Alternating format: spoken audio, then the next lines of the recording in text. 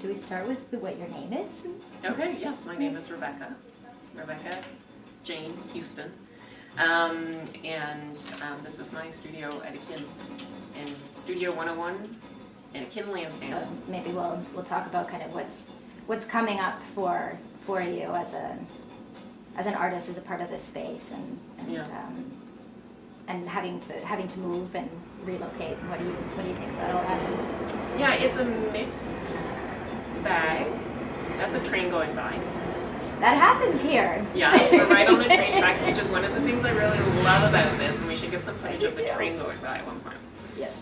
Because I love that there's a door right there, and if it's open in the summertime, it's just trees out on the train tracks. Yeah. And you don't really feel like you're in the city, and I'm going to miss that. So speaking of moving, just being on the ground floor and having that outdoors so immediately available is really a special component of this specific Loungedown Studio 101 that it's going to be sad not to have. But I guess my mixed feelings about that are that I have outgrown this space, and the new space I'm moving to is better for me.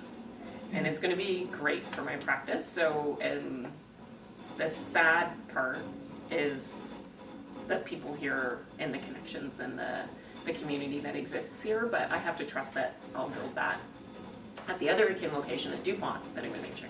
Right. Which is amazing. So one of the wonderful privileges of being a member of a collective studio space like this is that even though this sad need to move is an ending, it's also not an ending because we're still within Akin, and we're still going through different permutations of what that means in different studio spaces and different community connections. So I'm not losing any of that. It's a change, but it doesn't have to be a loss. There will be things lost, there will be things gained. So I really think that's the best part of being an Akin member, as opposed to having just been renting a space somewhere on my own and then getting evicted. I would be alone with that. Yeah. Yeah. And that's a really big deal. It's huge, right? Yeah. I mean, I'm not alone with it, and I'm looked after and I'm cared for because Akin, as an organization, wants me to be properly relocated, and that's why this is so. I think this union that we have, like this, is so powerful. Yeah.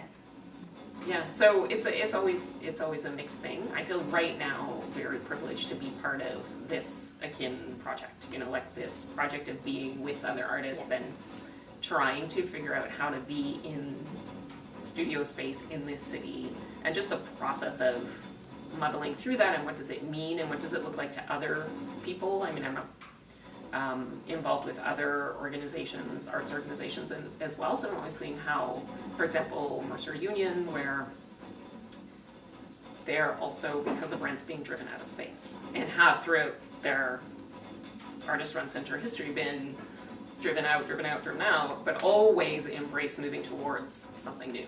Right. And that's how you don't get crushed by it, right? Like, you stay on the positive side of what you're moving towards, and so it's amazing to be seeing how different organizations and different artists and people are figuring that stuff out right now, and then using that voice or information to try to speak to what is or isn't working about that process. Like, for example, my feeling about what's happening over on Sterling with the Mocha and artists being priced out of that neighborhood. I feel like I don't want to blame the Mocha for that. Like, we need a Mocha in Toronto.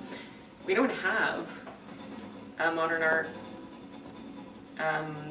big museum space. No, yeah. We don't have one in Toronto, and it's ridiculous. I mean, look at Montreal. They have this beautiful, massive space. Well, you know, the AGO is its own thing, and it's great, but it's different. It's different. So, yes. but it's not the Mocha, right? I mean, this is a very particular thing that it offers, and that it's very strange that Toronto hasn't already had an institution like that.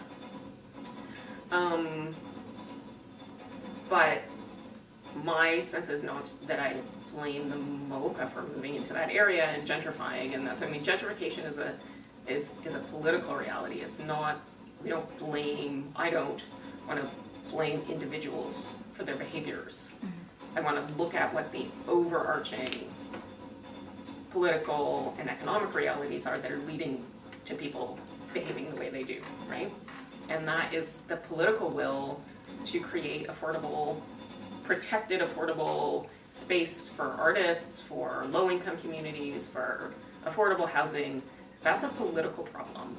I don't focus that on what's happening in one particular neighborhood here or there in Toronto. If the city and the province had the will to protect and create zoning and to stand up to the developers and to say no, and that's what we don't have in Toronto, or we haven't had enough of, you know.